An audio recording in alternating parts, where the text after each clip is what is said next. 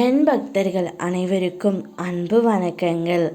என் அன்பு குழந்தையே, நீ இப்பொழுது உன்னுடைய வாழ்க்கையில் மிகவும் கஷ்டங்களையும் கவலைகளையும் அனுபவித்து கொண்டு இருக்கின்றாய் அல்லவா? நீ விரும்பியவர், நீ நேசித்தவர் உன் அன்பை புரிந்து கொள்ளாமல் இருக்கிறார் அல்லவா? கவலைப்படாதே செல்லமே, உன் அன்பை நான் அவர்களுக்கு புரிய வைக்கின்றேன்.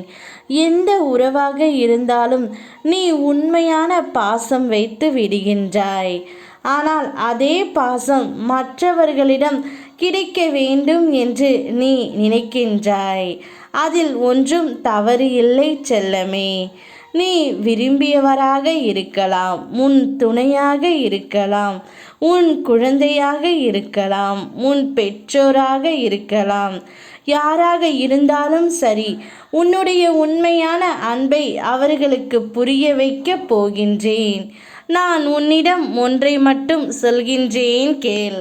வாழ்க்கையில் உன்னை நீயே ஏமாற்றிக் கொள்கின்ற முதல் விஷயம் என்ன தெரியுமா?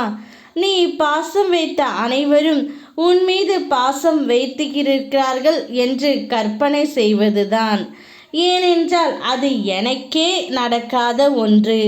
தாராளமாக நீ பிறர் மீது அன்பு வை, அதை திரும்ப ஒரு நாளும் எதிர்பார்க்காதே.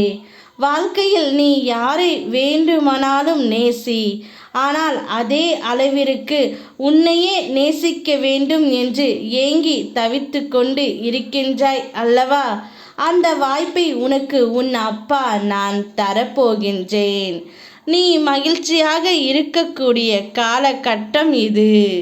நீ நேசிப்பவர்கள் யாராக இருந்தாலும் உன்னுடைய உண்மையான அன்பை அவர்களுக்கு நான் புரிய வைப்பேன்.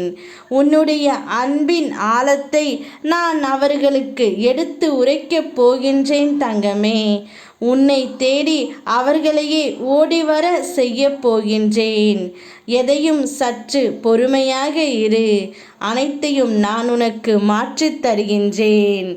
என்மேல் நம்பிக்கை வைத்து செயல்படு. யாம் இருக்க பயமேன். ஓம் முருகா.